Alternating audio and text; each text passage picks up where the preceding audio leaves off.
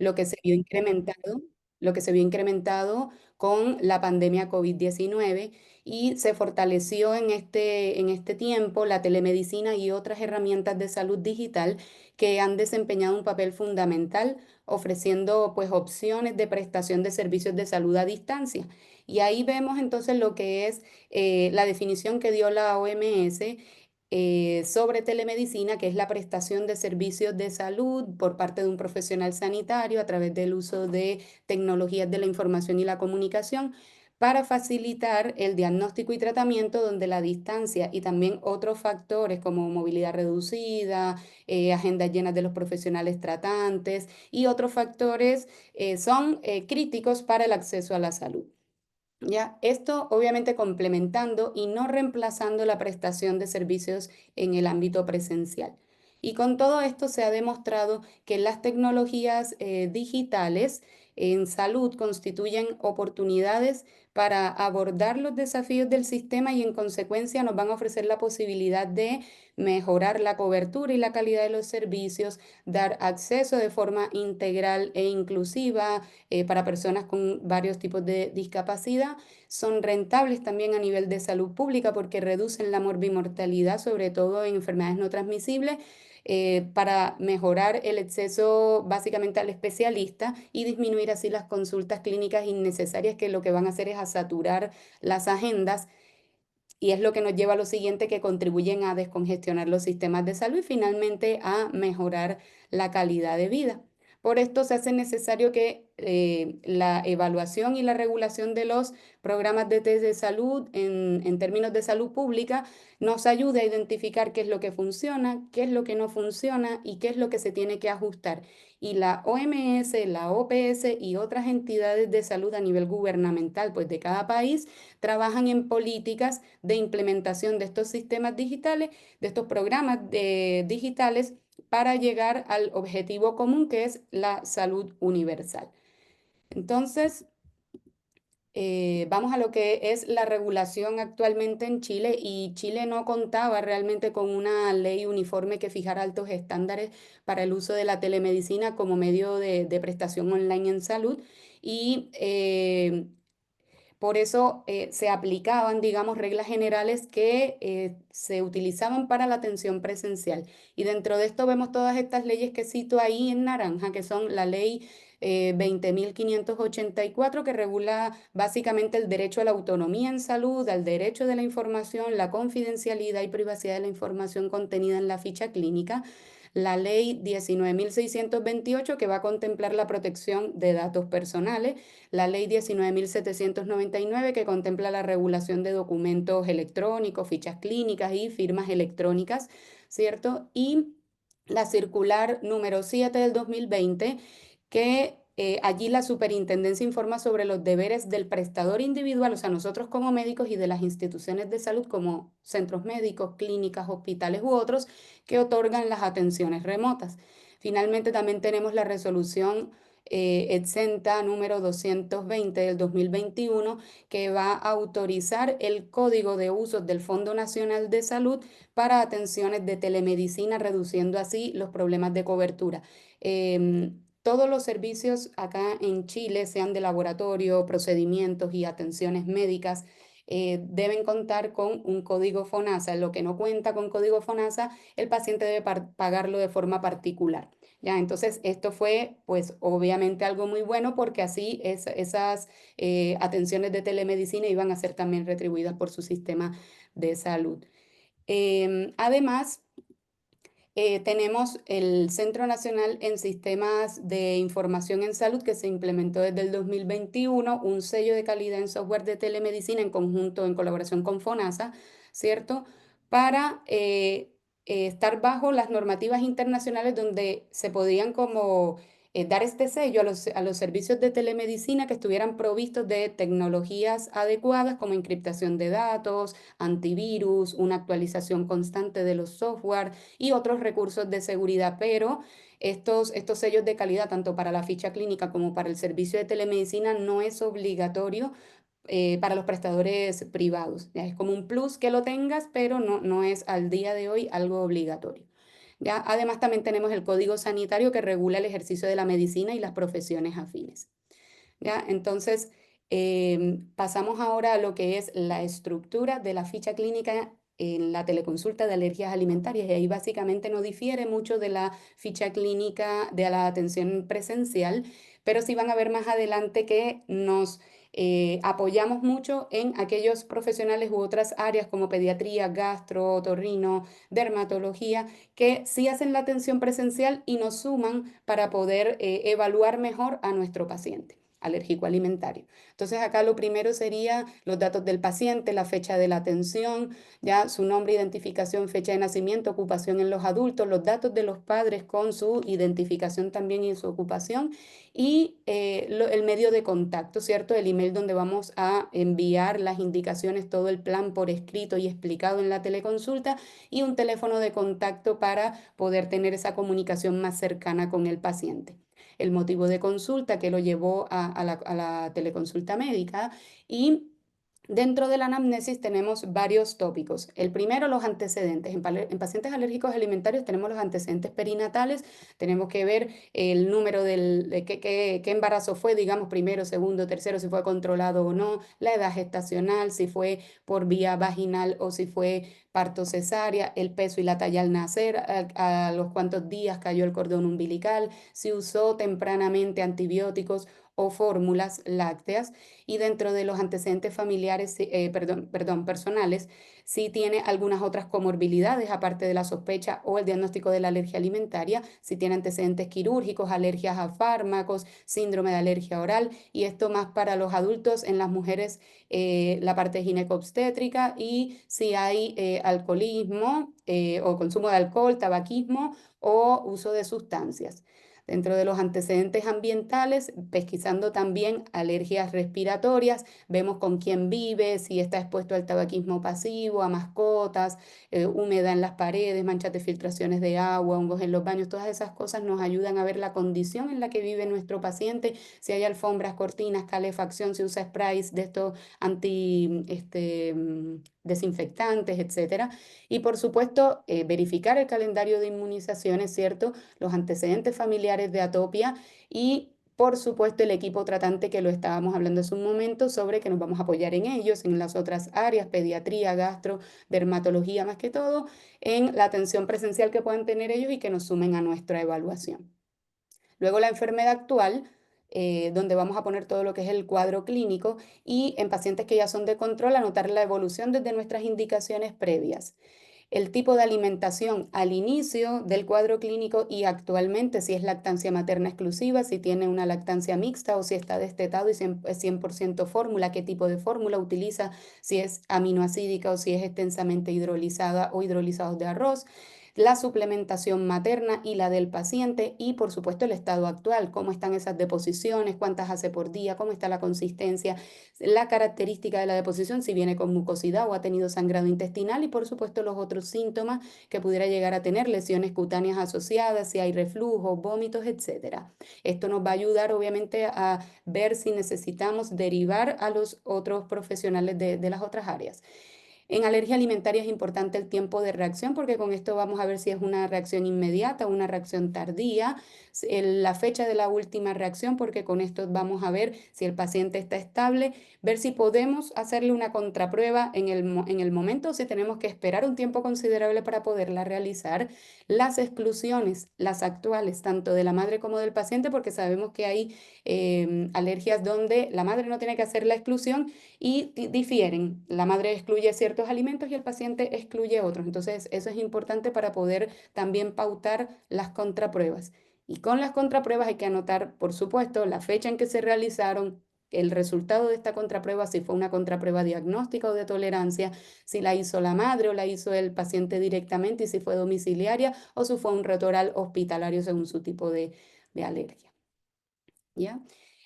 Lo otro es cuando el paciente está ya en alimentación complementaria, ver la edad de inicio de esa alimentación, cada cuántos días prueban los alimentos, el método que escogió, baby led weaning, mix o papillas, el tiempo de comida que está consumiendo en ese momento, si ya consume almuerzo, desayuno, cena, postres, la ingesta de agua diaria y el registro de esos alimentos que va consumiendo el paciente, lo vamos a poner por grupos, o por lo menos nosotros en nuestra práctica lo hacemos por grupos alimentarios, las proteínas toleradas, las frutas, verduras, carbohidratos, los lípidos y otros como condimentos, semillas y demás.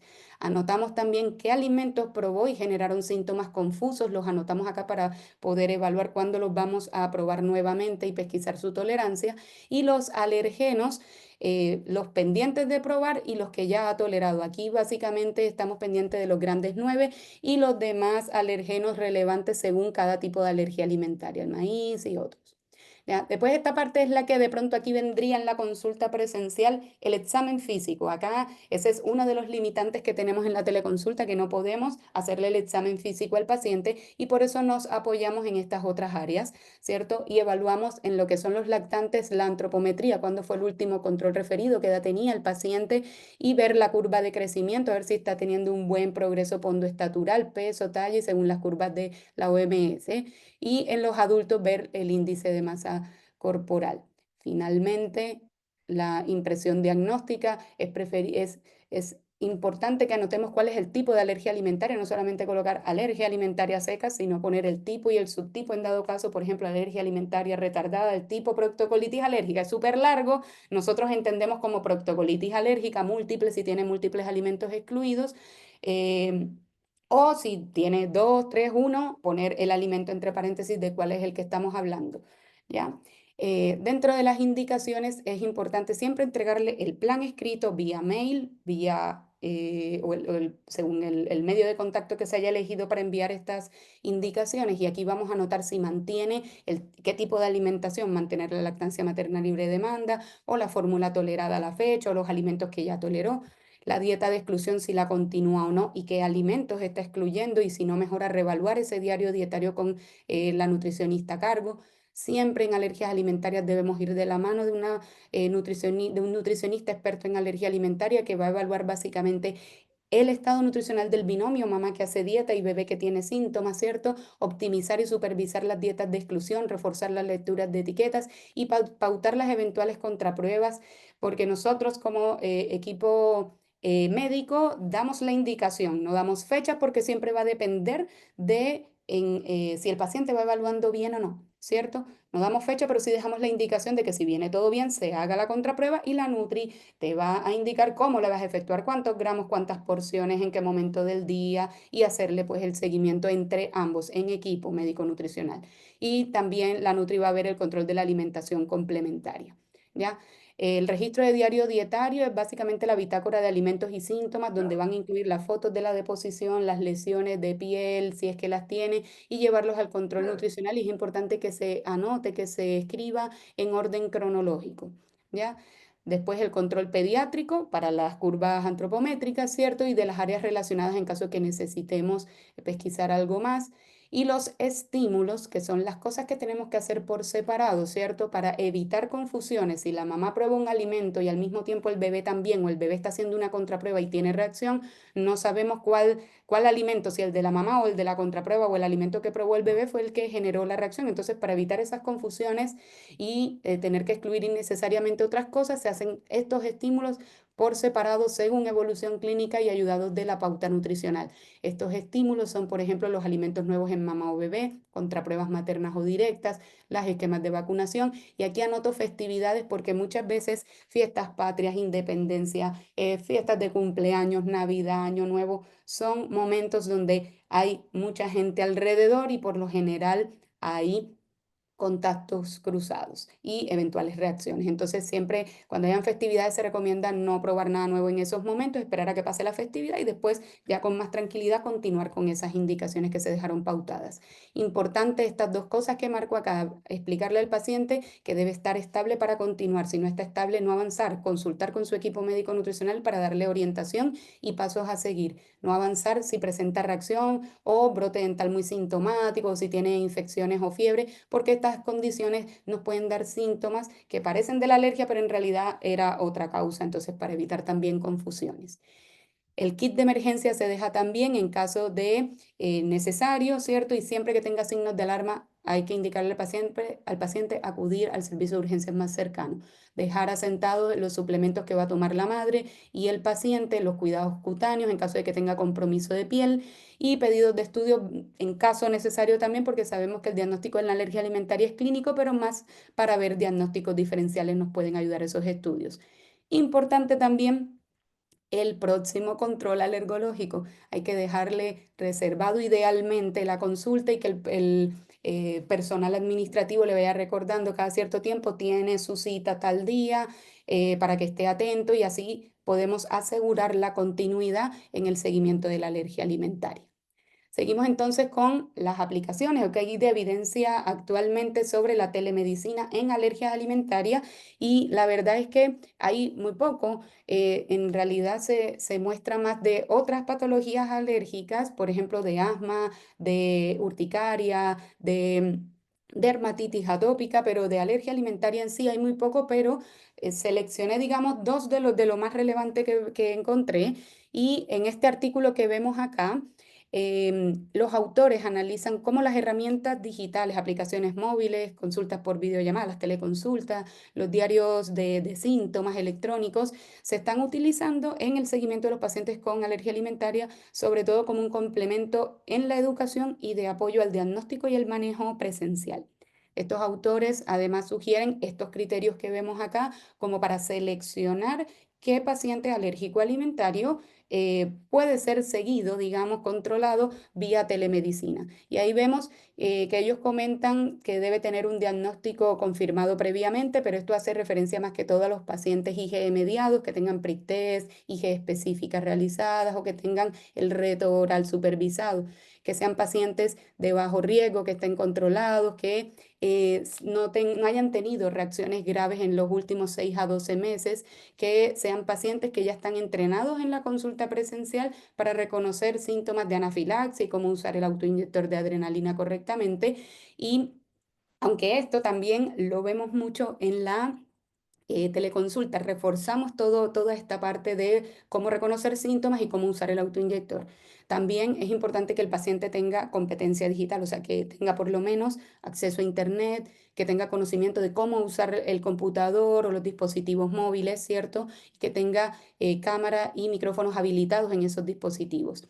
Que tenga las comorbilidades estables, que no requieran de una atención presencial en el momento y que obviamente no reemplaza esto a la atención de urgencias. Si tiene algún signo de alarma, debe acudir al servicio de urgencias más cercano. Entonces, en este artículo muestran que la telemedicina en alergia alimentaria es útil en pacientes de bajo riesgo, más que todo para educación, refuerzo de los planes de acción y orientación nutricional, mejorando la adherencia y la continuidad en los controles y reduciendo también la ansiedad en los pacientes y los cuidadores, que esto es algo fundamental y que vemos en la práctica muchísimo. Y las limitaciones que ellos muestran, la falta de mayor validación científica, digamos, que necesitan más estudios clínicos como con estándares altos, por la ausencia de regulación y pues la imposibilidad de realización de las pruebas diagnósticas por este medio obviamente tienen que ser presenciales. ¿Ya?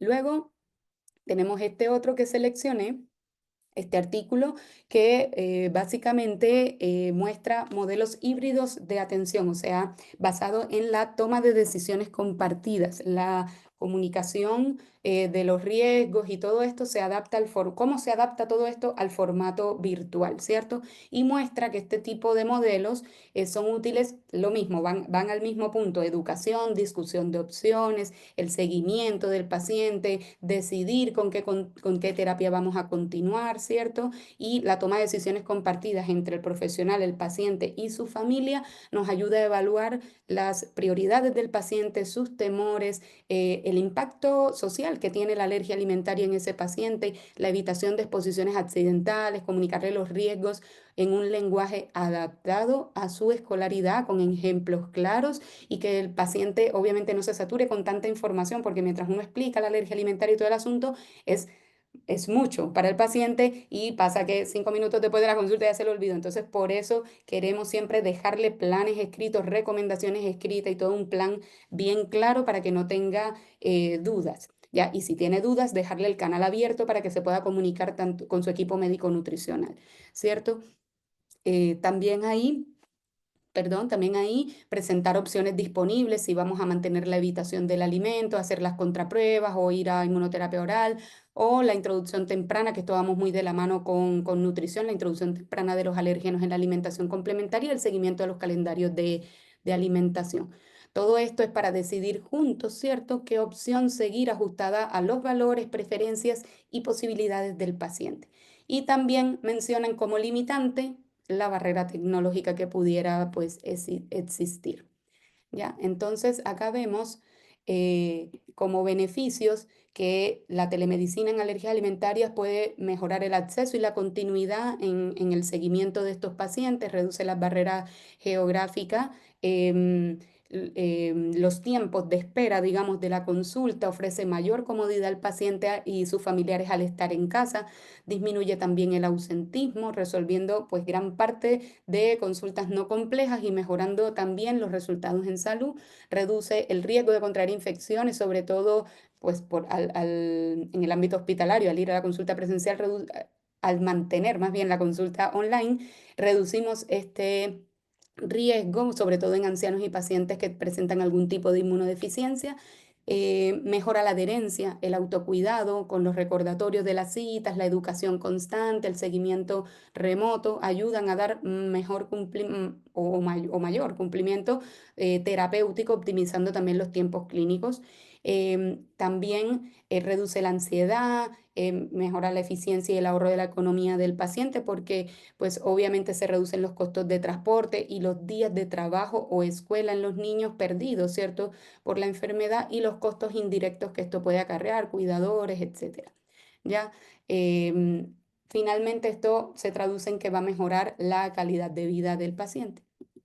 Y como limitaciones, ya lo habíamos mencionado, la barrera digital, la barrera social y la barrera profesional. Y en cuanto a regulación, la barrera digital, en caso de que el paciente no tenga acceso a una red de internet, que no tenga un computador o un celular inteligente de que pueda conectarse a la videollamada. La mayoría de plataformas no cuentan con una interfaz, digamos, adecuada para facilitar la comunicación con personas con discapacidad, pero se está trabajando en ello. Y la barrera social, más que todo en adultos mayores con bajo nivel de escolaridad o que tienen pocas habilidades digitales, lo de saber manejar la compu o los celulares para conectarse. Y la barrera profesional, porque bueno, se comenta que puede aumentar el riesgo diagnóstico al no tener una evaluación inicial presencial por la ausencia del examen físico en este ámbito y que pueden haber diagnósticos tardíos en enfermedades graves, pero siempre se tiene que ver caso a caso, qué paciente puedo seguir y en caso de que necesite una valoración presencial y dejarlo indicado en su pauta que lleva a casa. ¿Ya? Y las regulaciones, pues obviamente que no están uniformes o bien establecidas, pero que por lo menos acá en Chile siempre se está trabajando sobre la marcha para mejorar estos aspectos. Finalmente, unas breves conclusiones. La telemedicina en alergias alimentarias es un excelente recurso, ¿cierto?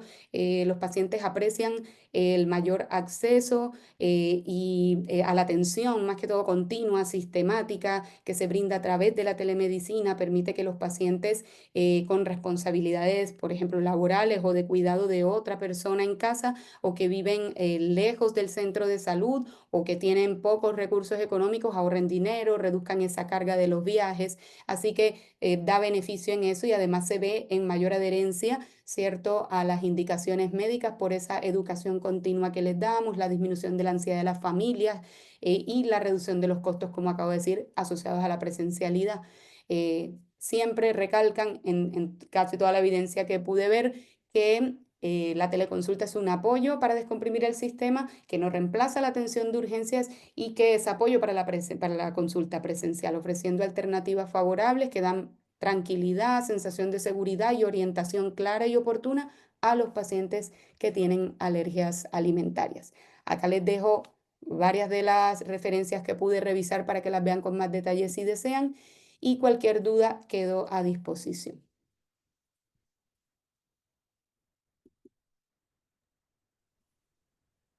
Bueno, muchas gracias, doctora Mailén, excelente, la verdad, muy didáctico y aclarador muchos de los temas que brindaste y los conceptos, sobre todo, que has brindado.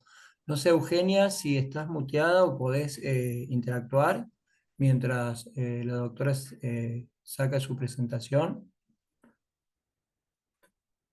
Muy bien, se ve que puede estar muteada.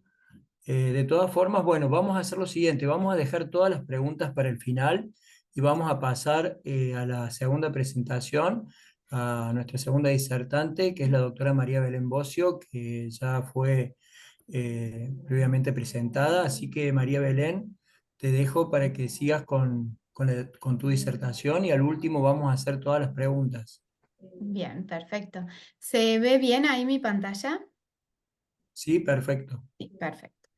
Bueno, yo soy María Belén Bocio, soy médica, soy inmunóloga clínica y hoy les voy a hablar acerca de la telemedicina en alergias alimentarias. En realidad, como ustedes ven acá, mi presentación dice inmunóloga clínica, pero como decía bien Euge al principio, yo soy médica formada en la Universidad Católica de Córdoba y posteriormente hice mi residencia en mi querido hospital privado con el doctor Adrián Kahn. Y bueno, la vida me fue llevando hacia Chile, en donde revalidé mi título como alergista y ellos allá el nombre que le ponen, digamos, a la alergia inmunología es inmunólogo clínico. Pero hacemos básicamente, o nos dirigimos un poco hacia lo mismo. Em, y la vida me fue llevando hasta esta alergia alimentaria en realidad, porque en realidad fueron los mismos pacientes los que me fueron como sugiriendo empezar a adentrarme cada vez más en las alergias alimentarias. Fue ahí cuando decidí tomar la decisión de hacer los diplomados en alergia alimentaria, de especializarme en nutrición infantil. Y hace 5 años que me dedico con exclusividad a la telemedicina en alergia alimentaria. Entonces, lo que yo les quiero exponer en esta presentación, la presentación de Mailen fue una presentación un poco más científica. Yo si bien voy a hablar desde el punto de vista científico, también es más para transmitirles en realidad mi experiencia a través de la telemedicina en alergias alimentarias de estos últimos 5 años en los cuales me he dedicado con exclusividad a esto. Em, si bien hice la presentación en base a Inmunomed, que es la sociedad médica que yo tengo en estos momentos y desde hace 10 años, Mailen, que acaba de exponer, eh, ha trabajado con nosotros durante mucho tiempo y sigue en una metodología muy parecida, así que también aplica probablemente los conceptos que yo diga en su accionar médico. Entonces, mi idea en principio es esta hoja de ruta un poco más acotada, en donde primero les voy a hablar acerca de conceptos básicos de las alergias alimentarias, que ustedes lo sepan de igual o de mejor manera que yo, inclusive de la aplicación de la metodología multidisciplinaria, que yo creo que es trascendental en este tipo de teleatención en realidad, y luego ya más desde de un punto de vista de una experiencia personal. Si bien voy a hablar de alergia alimentaria en general, lo que les quiero aclarar es que la gran mayoría de los pacientes que nosotros vemos son pacientes que tienen alergias alimentarias retardadas, principalmente proctocolitis alérgicas, em, y muchos de los conceptos que si bien voy a ir hablando de alergia alimentaria en general, muchos van a estar muy influenciados con este otro tipo de alergia alimentaria en realidad. Em, Ahí no me pasa. Ahí está. Bueno, entonces el primer concepto es, ¿qué es una alergia alimentaria? Una alergia alimentaria sabemos que son reacciones adversas causadas por la ingesta de un alimento, o sea, tiene que existir un alimento de por medio en esta reacción alérgica.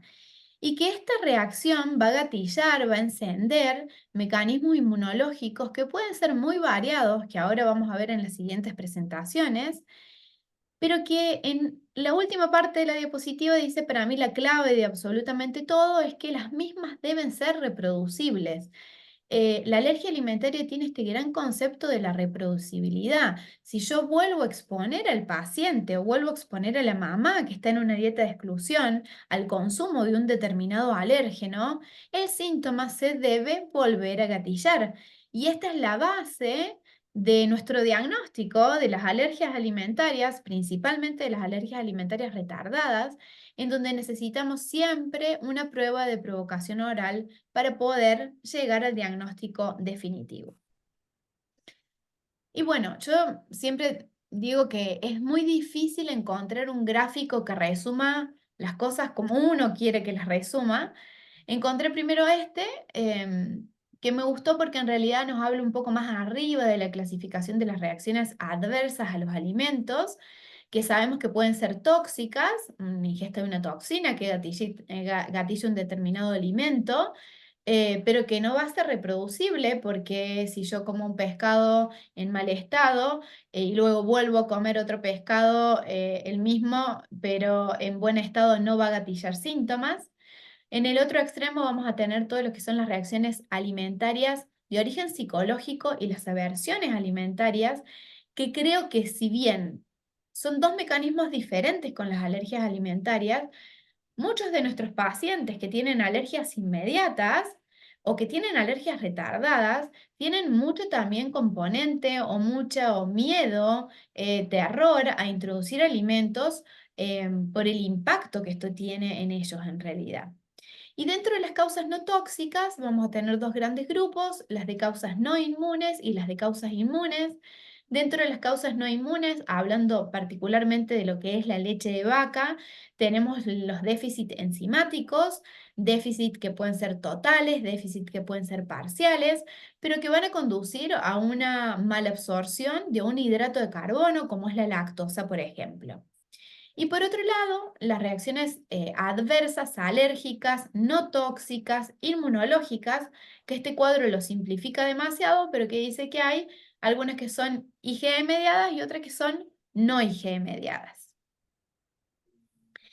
Y este gráfico, para mí fue un gráfico troncal. Yo creo que cada uno de nosotros tenemos como nuestros, bueno, los que somos un poco como ñoños, en realidad tenemos nuestros artículos favoritos.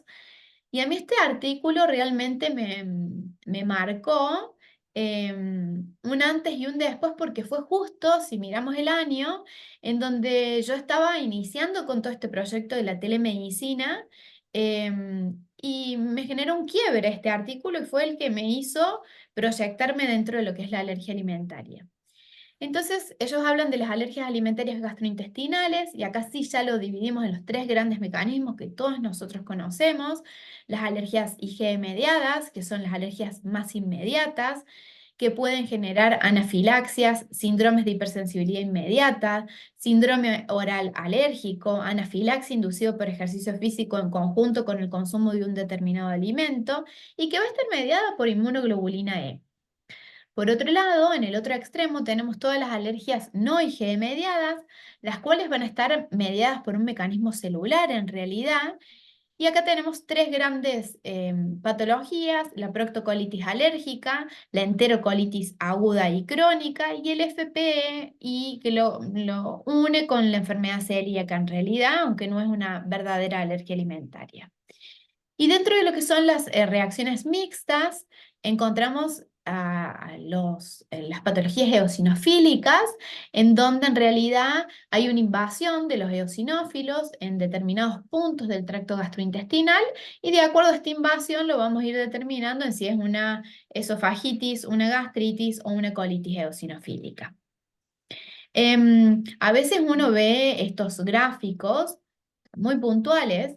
Después en la práctica médica es como todo nos ha pasado en alguna oportunidad, en donde, bueno, muy lindo el cuadro, pero después cuando yo lo tengo que ir a aplicar a la parte médica, cuesta un poco a veces llegar a un diagnóstico puntual o decir en la primer consulta lo que tiene su bebé es esto, esto y esto. Esto lleva tiempo, lleva mucha aplicación de la parte clínica, a veces de exámenes complementarios que vamos a tener que pedir en algunos casos. Y bueno, ya centrándonos más en las patologías que nosotros vemos, en particular en esta telemedicina aplicada en la alergia alimentaria, estos dibujos, estas ilustraciones son muy importantes para saber qué síntomas me va a generar a mí determinada patología, y poder ubicarme en realidad. ¿Por qué es muy importante tratar de ubicarme? Porque yo tengo que tratar de ir definiendo a dónde voy poniendo al paciente, si es una alergia más inmediata, si es una alergia más retardada, si ya está haciendo una invasión eosinofílica, porque eso a mí también me va a parar como profesional de la salud en poder definir qué alérgeno yo tengo que ir a buscar, cómo hago ese diario dietario en ese paciente y qué alérgeno le tengo que ir a buscar más exhaustivamente en realidad.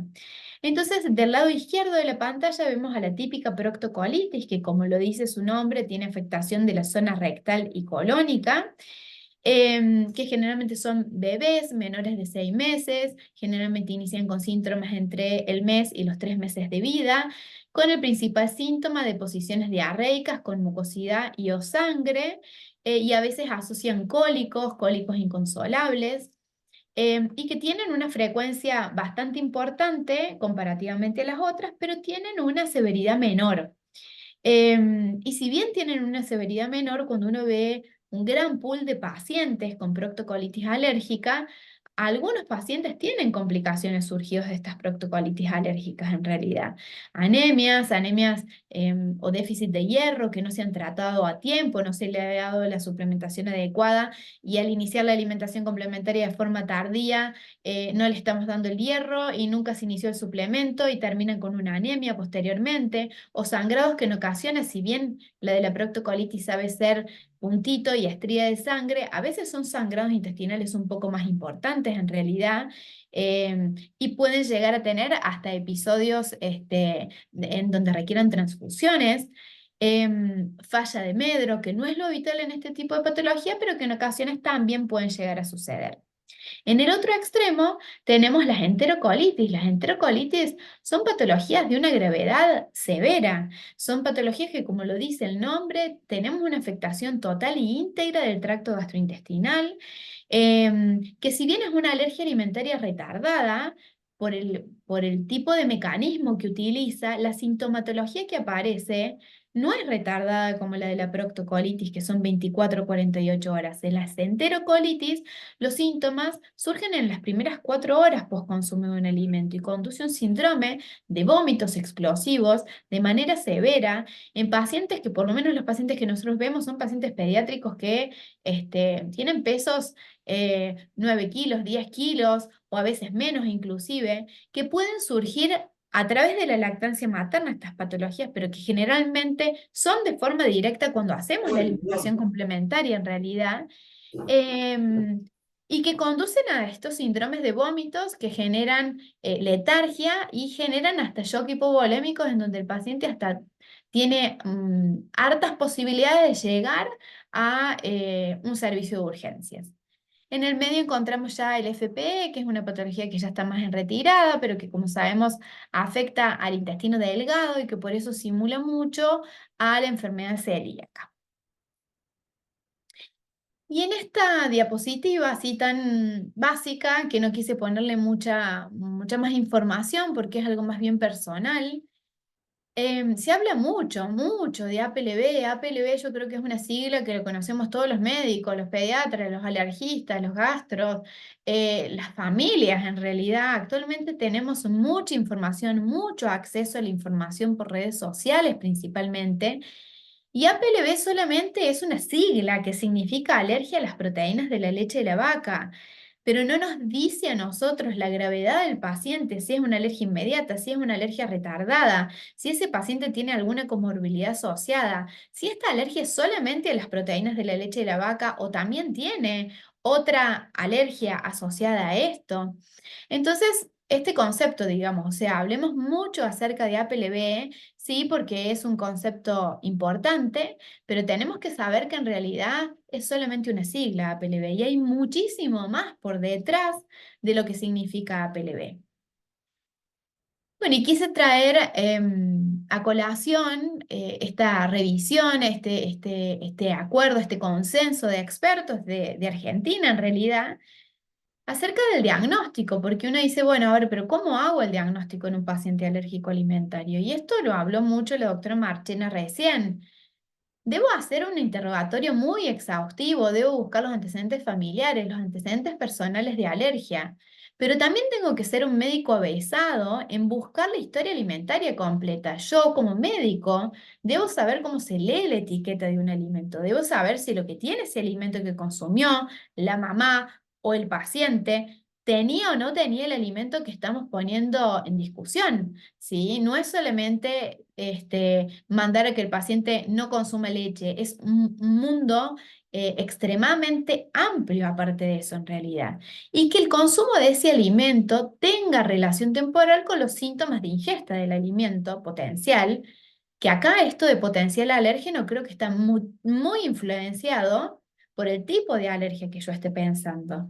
Volviendo a esta diapositiva anterior, los alérgenos gatillantes de estos tres tipos de patología que estamos viendo, solamente alergia retardada en este caso, son diferentes. En proctocolitis alérgica, los principales alérgenos que en general se nombran, no quieren decir que yo le tenga que buscar ni que le tenga que restringir todos estos alérgenos porque tiene que ser muy exhaustivo y muy individualizado, pero son PLB, soya, huevo, maíz y trigo. Cuando nosotros hablamos ya de patologías como las enterocolitis aguda, tenemos a la proteína de la leche de la vaca, pero también hemos visto, o también lo describen las bibliografías, enterocolitis agudas por aves, por pescados, por frutas, por verduras. Entonces yo, mentalmente, como médico, cuando voy haciendo mi ficha clínica, tengo que ir orientando hacia qué patología voy e ir buscando a través de este diario de etario si existió el consumo de ese alimento o no, que yo estoy pensando, o encontrar cuál de todos los demás alimentos fue.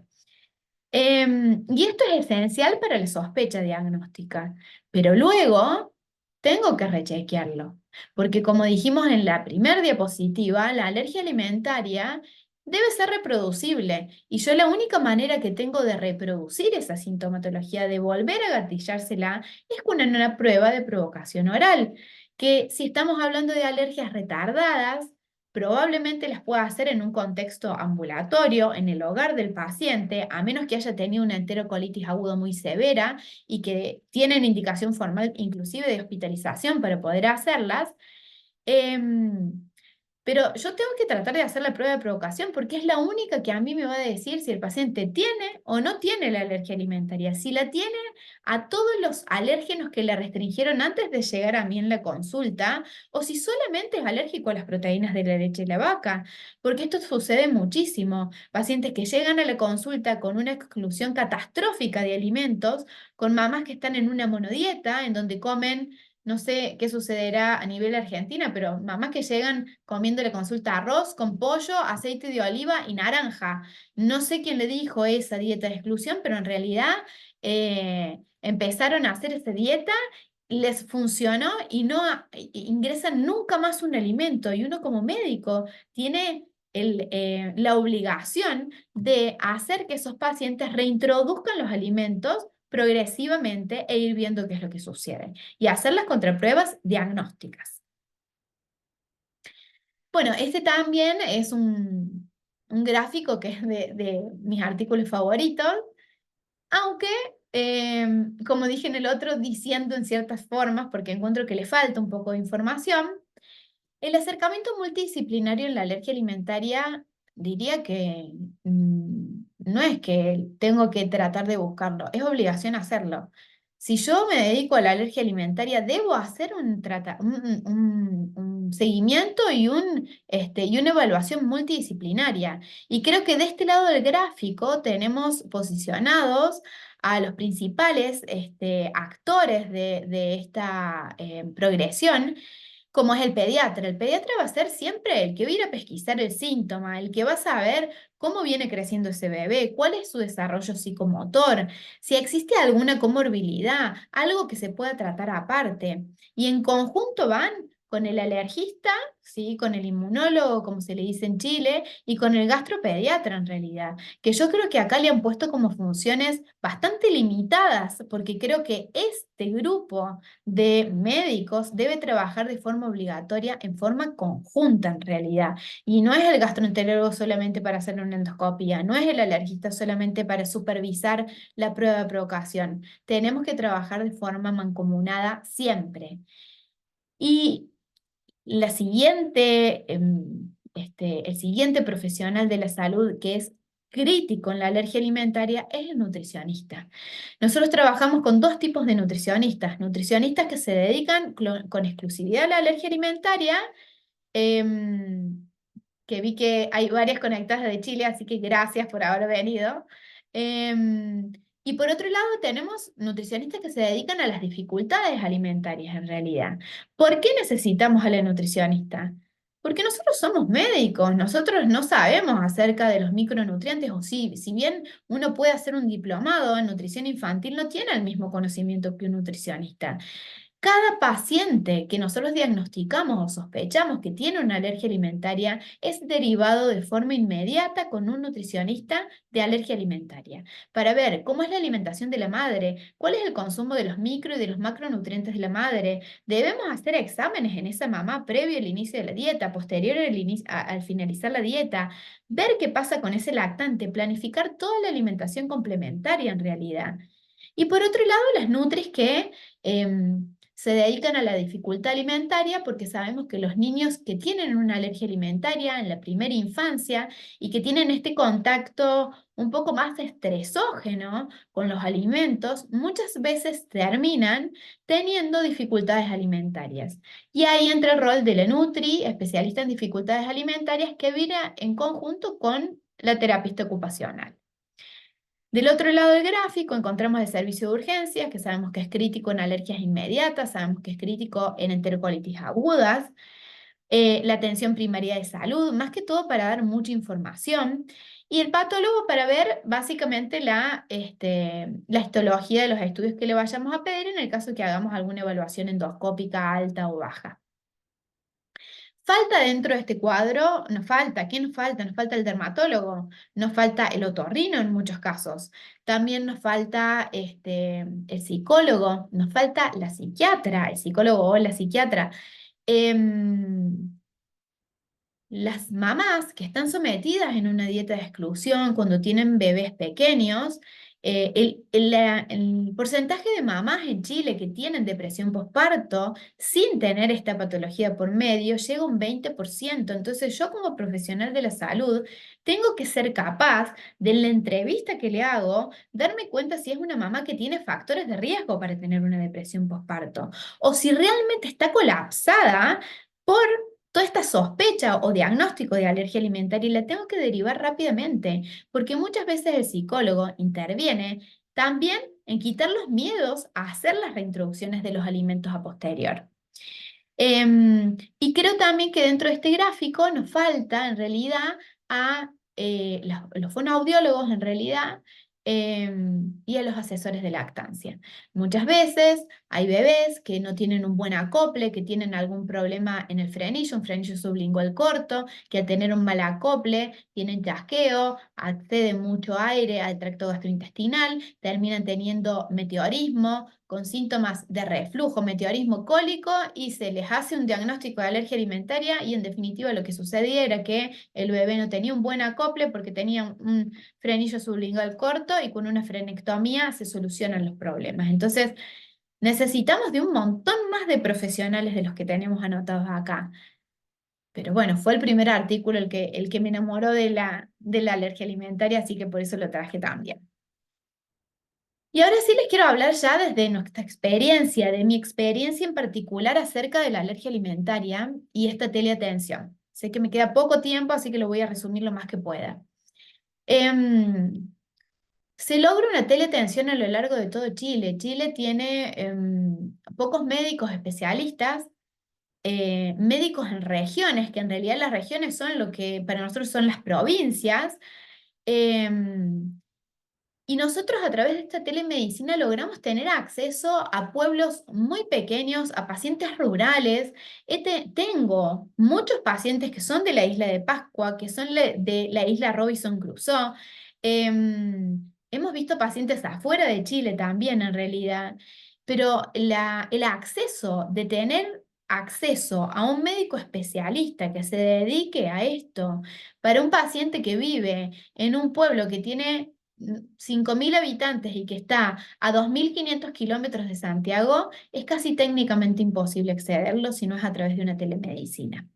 Y lo que nosotros ofrecemos es este seguimiento a largo plazo. Yo no puedo votar al paciente y decir, bueno, lo veo y lo cito a control de acá 3 meses. No, porque yo le tengo que hacer a ese paciente una dieta de exclusión, que en general la hacemos por 2 a 3 semanas, evaluamos la mejoría de ese paciente y posteriormente, si el paciente se estabilizó, hay que hacer la contraprueba diagnóstica en realidad. Y yo le tengo que mandar cómo hacer esa contraprueba, cuánto tiene que consumir del alimento que estemos planificando e ir evaluando qué es lo que sucede. Seguimos el paciente a largo plazo y eso marca radicalmente la diferencia con dejar un paciente a la deriva durante unos 3 meses en realidad.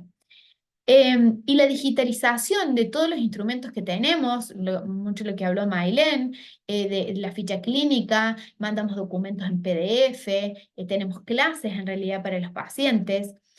Y esto es trascendental y lo hablamos antes de que comience la reunión en sí con la doctora Luz, que es nuestra discusora en realidad de todo esto, em, que no solamente nosotros hacemos diagnóstico de alergia alimentaria, ya van a ver el número de pacientes que hemos visto hasta ahora, pero muchas de las veces nosotros descartamos la alergia alimentaria, o sea, nuestro rol muchas veces es seguir al paciente, acompañarlo en este proceso tan complejo que es la maternidad, que es la falta de redes, que es la falta de comprensión de lo que le está pasando a ese bebé en ese momento en particular. Pero muchas veces después de que el paciente avanza un poco, hacemos contrapruebas y dan negativas y terminamos descartando el cuadro de alergia alimentaria. Nuestro rol como médicos no solamente es diagnosticar, sino que también es descartar. Y muchas veces, como sabemos en la medicina en general, a veces nos quedan espacios un poco grises en donde no podemos definir, a veces no le puede explicar absolutamente todo al paciente qué fue lo que sucedió, pero le puede decir con certeza que hoy, cuando el bebé tiene 5 meses y medio, su bebé no tiene alergia alimentaria y que puede iniciar la alimentación complementaria y que no va a tener ningún conflicto, pero hay que hacer el proceso y hay que acompañarlos en eso. Y tratamos de hacer este cuadro que les mostré en un principio, de este manejo multidisciplinario, y que si bien en esta experiencia de Inmunomed hemos ido aprendiendo que en realidad no es necesario que todos los profesionales estén concentrados en el mismo centro médico. Lo que necesitamos es tener buenos contactos, es saber a qué terapeuta ocupacional derivarle, cuál es mi psicóloga de confianza para que esté preparada en psicología perinatal y detecte rápidamente algún síntoma de alarma de depresión postparto y derive con un psiquiatra, a trabajar con una gastro que si yo le escribo y le pregunto alguna duda o le derivo a un paciente, rápidamente lo hagamos y trabajamos mancomunadamente por el bien de ese paciente. Y que si no se puede realizar dentro del mismo centro médico, hay posibilidades de generar convenios o alianzas con estos profesionales. Tratamos de hacer reuniones clínicas para ver la evolución de nuestros pacientes, ver casos clínicos complejos, actualizarnos, reevaluar la información que estamos diciendo, porque uno también tiene que ser crítico. Cada vez más salen más estudios y un día te dicen que, bueno, el biberón pirata y después el biberón pirata que antes se decía tan pirata, ya no se dice más que es tan pirata. Uno tiene que ir avanzando y tiene que ir avanzando en conjunto y nutrirse del resto de los profesionales, porque por ahí uno se centra en, bueno, yo soy la médica, soy la inmunóloga, el Nutri tiene su rol. No, no, no, hay muchos conocimientos que yo como médica no tengo, que la Nutri no tiene. Bueno, trabajemos en conjunto y aprendamos de los dos en realidad. Y esto que dijo Maylene en su presentación anterior es súper importante. Si uno hace una teleatención al 100% y no lo hace de manera híbrida en realidad, exigimos que el paciente tenga controles pediátricos entre las consultas. Yo cuando les pregunto, bueno, mándenme la hojita que le escribió el pediatra. Veamos el peso, veamos la talla, fijémonos qué escribió, cómo va el desarrollo psicomotor, cómo le encontró los eczemas, más activos, menos activos. Eso nosotros lo podemos ver en cierta manera porque los pacientes nos envían fotos, porque vemos videos, en ocasiones nos mandan audios. Pero necesitamos el control pediátrico obligatorio entre las consultas inmunológicas. Y muchas veces necesitamos hacer intervenciones nutricionales y suplementación urgente. Y yo esto lo puse porque yo no puedo pedirle un laboratorio a un paciente hoy, 14 de octubre, porque la mamá está en una dieta de exclusión múltiple, porque otro médico se lo indicó, porque la misma mamá se quedó en una monodieta. y vérselo de acá a 3 meses. Yo tengo que pedirle el examen y lo tengo que ver cuando esté listo. Porque si yo le suplemento, tiene un déficit de vitamina B12 y la voy a suplementar recién a los 3 meses, esa mamá estuvo con déficit crónico de vitamina B12, su leche materna tuvo un traspaso eh, similar a la cantidad de vitamina B12 que tiene la mamá en la sangre, seguramente baja, y se lo va a transmitir a un bebé, el cual tal vez todavía no está comiendo carne de vacuno, que es la principal fuente de vitamina B12, y va a tener un déficit de vitamina B12, lo cual es indispensable para el desarrollo neurológico de ese bebé. Por lo tanto, si yo pido un laboratorio, lo tengo que evaluar de forma rápida en realidad. Y tengo que ver cómo suplementar a ese paciente para después ya citarlo a control ya con la suplementación lista y ver si ya le tengo que pedir exámenes de recontrol. Y tratamos de hacer educación en la misma consulta siempre, pero también tenemos muchas guías descargables. Muchas están en nuestra página web, otras en realidad las mandamos al finalizar la consulta con algunos consejos a instituciones educativas o de cómo leer las etiquetas. Bueno, consejos, digamos, propios de acuerdo a cada paciente. Y hacemos talleres asincrónicos. Tenemos talleres asincrónicos, por ejemplo, de la utilización del EpiPen en el caso de que el paciente necesite, porque nosotros hacemos consultas de 40 minutos. De todas maneras, creo que son consultas que no, a veces no llegamos a transmitir tanto. Como se darán cuenta, cuando yo empiezo a hablar del tema de alergia alimentaria es una cuestión que me cuesta mucho terminar de hablar del tema de la alergia alimentaria, pero se me van los 40 minutos de forma muy rápida y tenemos talleres asincrónicos que el paciente puede adquirir, por ejemplo, para aprender exhaustivamente cómo, cuándo y dónde utilizar un EpiPen, por ejemplo. En nuestra experiencia, en estos 5 años, en donde estamos trabajando con la misma plataforma, en donde hemos tenido en realidad varios profesionales, los cuales por ahí fueron tomando otro camino, como en el caso de la doctora Marchena, o profesionales que trabajan actualmente, hemos visto en estos 5 años hasta, en realidad hasta fines de septiembre, teníamos casi 6.000 pacientes vistos a través de esta telemedicina, dedicados o abocados o dirigidos hacia lo que es la alergia alimentaria en realidad. Así que bueno, les quiero agradecer enormemente la invitación a Diego, a Euge, que fue la que pensó realmente en incluirme en esta charla, a Mailén, que también aceptó participar de esto, una gran compañera, una gran profesional, y a Luz, también la gastro que se animó a participar de esta discusión. Les dejo, ese es mi Instagram, ese es mi mail, para cualquier consulta podemos estar en contacto, bueno, para armar proyectos también o para seguir adelante con cualquier cosa que ustedes necesiten. Así que muchas gracias.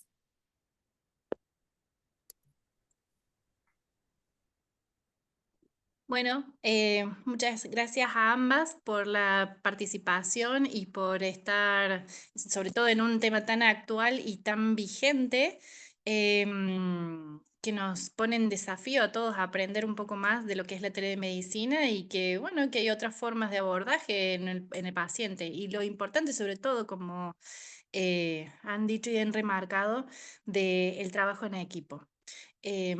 Hay una pregunta, si alguien quiere aprovechar y hacer nuevas consultas, está abierto el chat.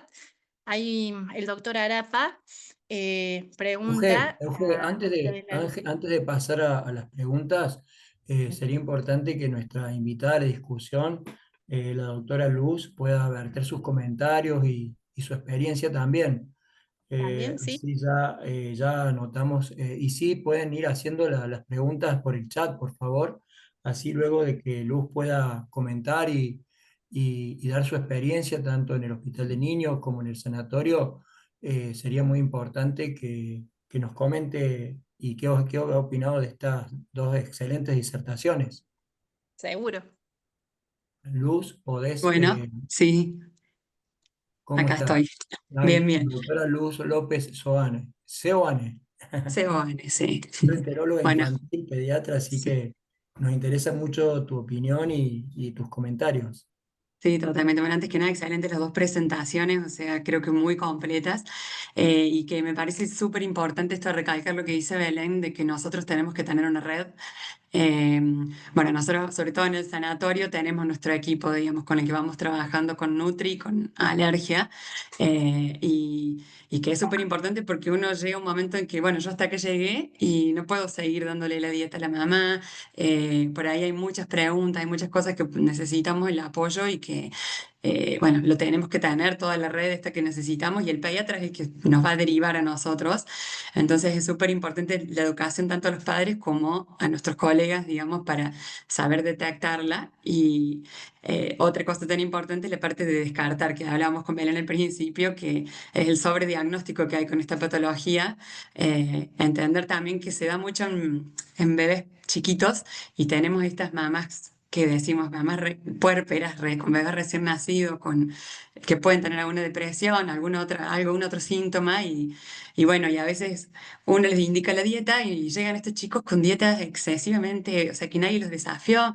Nos llegan a veces con 8 o 9 meses y nunca se desafió y con déficits nutricionales, o sea, que es muy importante esto de siempre desafiar, que no podemos quedarnos, digamos, con la duda diagnóstica.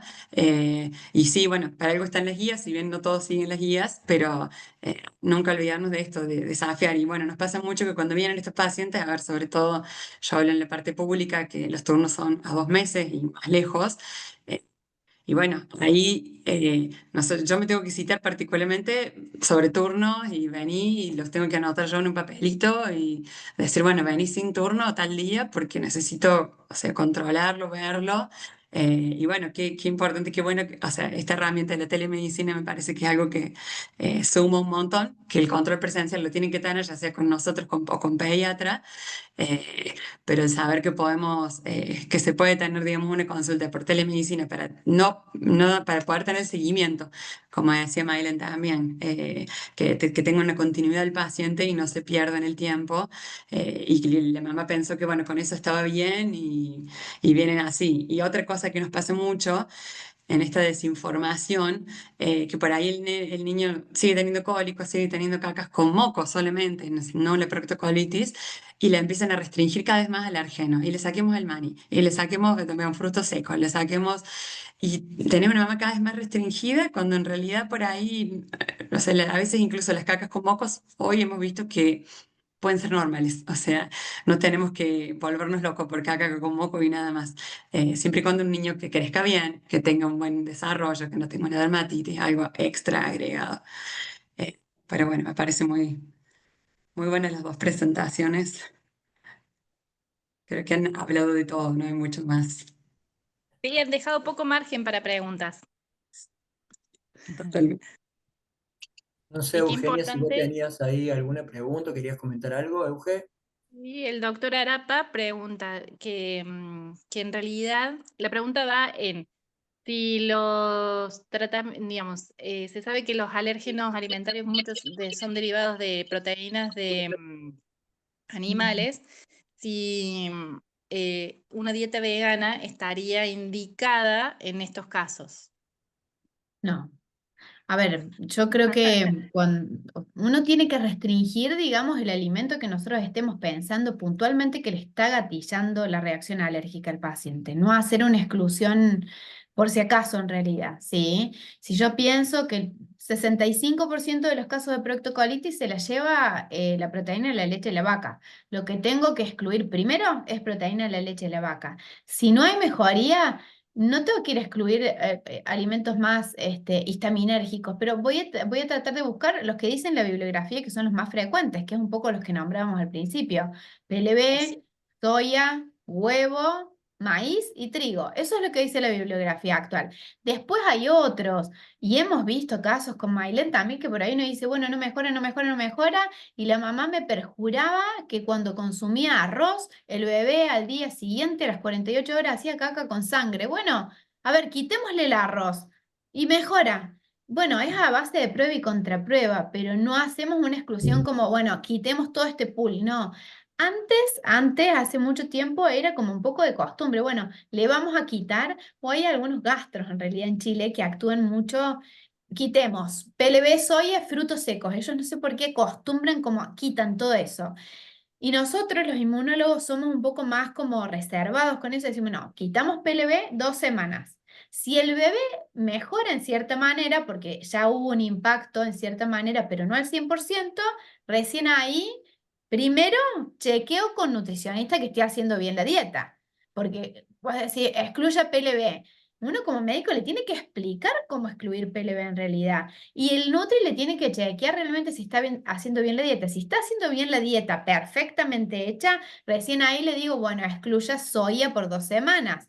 Chequeo la dieta, le está haciendo bien. Y tengo que ir chequeando uno por uno. O sea, es un trabajo por eso tan individualizado y minucioso que lleva un montón de tiempo, porque yo por ahí me pongo, estos seguimientos los hacemos por WhatsApp y me tengo que poner a releer fichas clínicas, que a mí como me gusta hablar, me gusta escribir. Mis fichas clínicas son de este tamaño en realidad. Entonces tengo que leer todo lo que dice y ahí ir programando, digamos, qué hacer con los pacientes, pero no hacemos exclusiones, así como una dieta vegana para todos. Si el paciente tiene una dieta vegana previa, lo que sí nos cercioramos es que esté bien suplementado en realidad. Que esté tomando Claro. su vitamina B12, si está en déficit o si no está en déficit, si hay que ponerle inyectable, si hay que ponerle biooral, cuántos microgramos. Si lo chequeamos y somos receptivas y empáticas, que si sos vegano es una decisión propia, pero tenés que tener una buena dieta en realidad de base. Supongo que la Bien. pregunta va apuntando también a la edad del paciente. Claro, Eh, sí, eh, sí. ¿Tienen Nosotros vemos experiencia? mucho más Eso pediatría. iba justo a preguntar. Si tenían experiencia en niños mayores o en adultos. ¿Tienen consultas? Como poder hacer, podemos hacer. Yo diría que mi 99% de los pacientes tienen menos de 2 años en realidad. Esa es mi verdad. No sé, Mailen, si quiere. Sí, Totalmente. Ella sí, ve un Acá poco hay más una he grande. pregunta tenido hay pacientes un otra poco pregunta en el más chat. grandes. Ajá. Hay otra Sí, pregunta en que he el tenido chat. pacientes un poco más grandes, sí, pero como Belén, los pacientes Bien. comúnmente son lactantes. Es la gran mayoría de los Para ir pacientes son haciendo un lactantes. poquito más ágil la discusión y la conversación, hay otra pregunta en el chat que dice, ¿cómo manejan los pacientes que requieren alguna prueba específica, ya sea IG específica o test cutáneos? Lo pregunto a la gastroenteróloga aquí de Córdoba. Sí. Pedimos, nosotros a través de telemedicina tenemos recetarios electrónicos, hacemos los pedidos en el caso de que sean alergias inmediatas, que la historia clínica vaya hacia la alergia inmediata y solicitamos test cutáneos, solicitamos IG específicas y hacemos también, en lo que hablábamos un poco con el doctor Diego, es que en Chile está bastante extendido el uso del test Faber o el test ISAC, en donde pedimos diagnósticos moleculares en muchos de los casos. Y una vez que el paciente tiene el resultado, nos lo envía al WhatsApp y ahí hacemos la evaluación de si necesitamos verlos para programar una prueba de provocación o si necesitamos eh, hacer el seguimiento a largo plazo de la alergia inmediata en realidad. Bien, perfecto. No sé, Eugenia, si tenías por ahí alguien más en el chat. No, Eh, saludos. claro, los test Claro, cutáneos fundamentalmente para lo que es todo alergia alimentaria inmediata, ¿verdad? Eh, claro, y en cuanto a las fórmulas elementales e hidrolizados, indicaciones en alergia alimentaria, el sí, manejo en cuanto a las guías actuales, si pudieran comentar algo, de acuerdo a sí. la patología, cómo Sí, no, lo manejan. Mailen, ¿querés sí, hablar? no, nosotros en la práctica Un habitualmente gran lo que hacemos capítulo el de es que el fórmulas. paciente, ¿me escucha? ¿Sí? Ujú. Sí, el Sí, paciente, sí. Sí, si viene un paciente que tiene, por ejemplo, proctocolitis alérgica, que es como lo más común, entonces ahí vemos cómo va ese cuadro clínico, si está muy complicado el paciente, si viene mal, evolución tórpida, tiene un sangrado intestinal persistente, y pasamos directamente a la aminoacídica. Pero si vemos que el paciente está controlado, va bien, pocos alimentos excluidos, pasamos primero a la extensamente hidrolizada y si la tolera, mantenemos esa. Y después, bueno, se hacen las contrapruebas, se van pautando las cosas siempre junto con la familia, ¿ya? Porque hay familiares que dicen, no, ¿sabes qué? Yo no quiero dar fórmula. Jamás. Bueno, listo, pero igualmente le tenemos que explicar al paciente que es una alternativa, que dependiendo de cómo vaya evolucionando él a sí mismo, tenemos que ofrecerle esas opciones. Entonces, por este medio de telemedicina nos ayuda mucho a eso, a poder conversarlo con el paciente y lo que decía el artículo, el tratamiento compartido, ¿cierto? Así que sí, respecto a fórmulas, usamos la extensamente hidrolizada si es un caso leve, controlado, y si vemos que no mejora, entonces pasamos a la aminoacídica, o si es un caso de IgE mediada, de entrada a la aminoacídica. ¿Ya? Sí, somos también, la verdad es que muy pro lactancia materna, por eso Sí, dentro del equipo multidisciplinario nombrar a la asesora de lactancia o la puericultora, el fonoaudiólogo, porque en general tratamos de proteger muchísimo la lactancia materna en realidad, en cualquier bebé y en las alergias alimentarias principalmente en realidad. Chile cuenta con un sistema que en Argentina no está, por lo que entiendo. El Estado entrega las fórmulas especiales. Tenemos un programa nacional de alimentación en donde el paciente que tiene un diagnóstico de alergia alimentaria confirmada recibe la fórmula aminoacídica o extensamente hidrolizada hasta 11 tarros por mes hasta los 2 años de vida, lo cual es una cuestión increíble en realidad porque yo Claro, creo que en Argentina se reniega muchísimo con todo esto. Y bueno, aclaro por las dudas, nosotros, bueno, por ejemplo, desde el hospital de niños, si no tiene obra social, la verdad que a veces que es mejor que no lo tenga, se les incluye, o sea, lo que los cubre ya sea de aminoácidos o hidrolizada extensa, y bueno, por ley la obra social lo tiene que cubrir hasta los 2 años, pero es bastante engorroso, digamos, todo Sí, lo que hay que sí, hacer, en llenar, papeles. papeleo, exactamente, para que la obra social y los padres tienen que moverse mucho. Por ley lo tienen que cubrir, digamos, muchas veces yo los mando a leer la ley y que vayan con la ley impresa al auditor médico para decirle me lo tenés que cubrir. Porque ahora hemos llegado a ese extremo, ¿no? O sea, de decir carta documento o algo en el que lo necesite, porque sinceramente sí son imposibles de comprar. Para el que Sí. no recibe lactancia, es tremendo.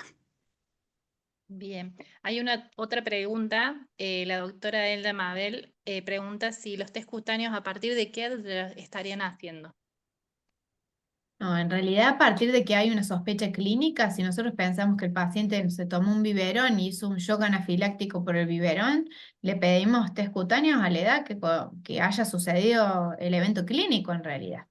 No tenemos limitantes, ¿no? Por ahí, bueno, se usa por ahí que el test de inhalantes, hongos y demás se hace cuando son un poco más grandes, pero cuando hay una alergia alimentaria sospechosa y uno tiene que chequear si el paciente tiene riesgo de volver a hacer una anafilaxia, a veces yo parto pidiendo una IgE específica en realidad en sangre y después me voy de última a un test cutáneo en realidad, pero se piden cuando hay una sospecha clínica.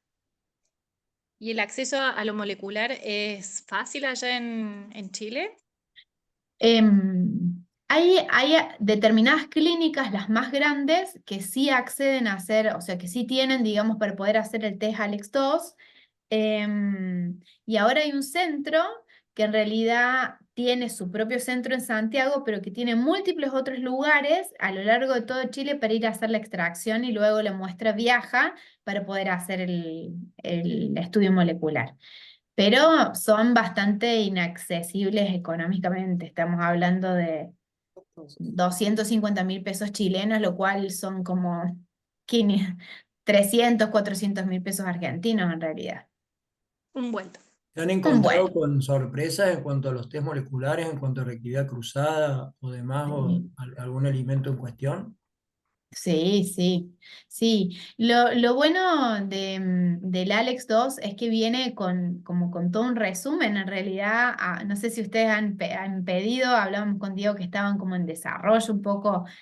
Te hacen hasta un resumen sobre cómo uno tendría que afrontar ese paciente por las reactividades cruzadas y te tendrías que comprar un perro de tales características o la verdad es que es muy bueno, pero bueno, hay que tener mucho conocimiento en realidad para leer un test, un Criterio de Alex 2. cada uno.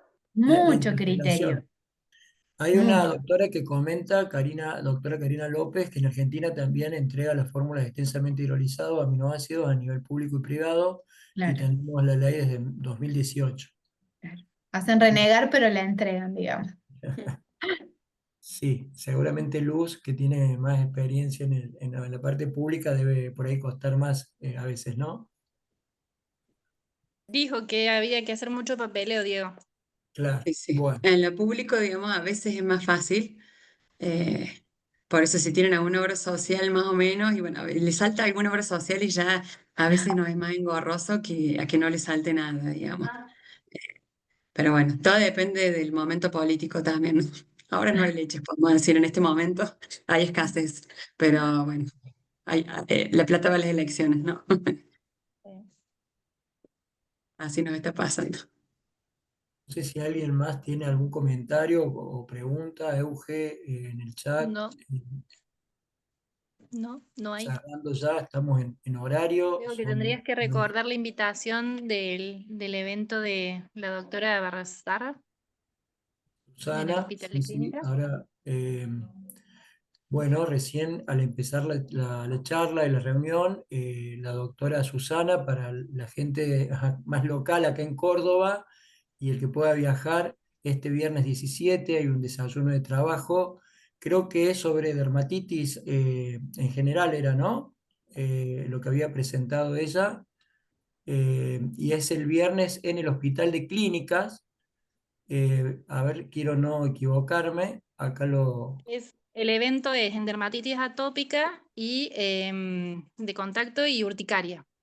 La doctora perfectamente. Maroco, Cecilia Pérez Tórtoro, el doctor em, Carlos Consigli y la doctora Natalia Sosa son quienes participan. Ahí está. Semana de la dermatitis atópica y urticaria, se hace un workshop para profesionales el 17 de octubre de 8:30 a 12 horas en el aula de anatomía normal del Hospital de Clínicas, que es donde está el servicio cátedra de alergia e inmunología. Así que están invitados para este viernes, es una reunión presencial, ¿eh? Así que bueno, sin más, yo creo que ya podemos darnos más que satisfechos. Fue una reunión muy linda, con, la verdad, disertaciones muy claras de ambas doctoras, tanto de Belén como de Mailén, y bueno, los conceptos que Luz también nos dejó. Así que quiero agradecer a todos los participantes, a Eugenia, porque la verdad que han estado muy bien en esta reunión. No sé, Euge, si vos también querés comentar algo más. No, agradecer por la participación a todos. Espero que les haya sido útil y por lo menos novedoso el tema que hemos traído en esta reunión y que agradecerle a las disertantes y a Luz por la participación, más que nada. Bueno, Gracias a muchas gracias. ustedes. Gracias por Muchas invitarnos. gracias, doctora, muchas gracias y gracias a todos los participantes. Damos entonces por finalizada esta reunión científica. Muchísimas gracias, ¿eh? Chau, chau. Gracias. Hasta luego. Hasta Gracias. luego.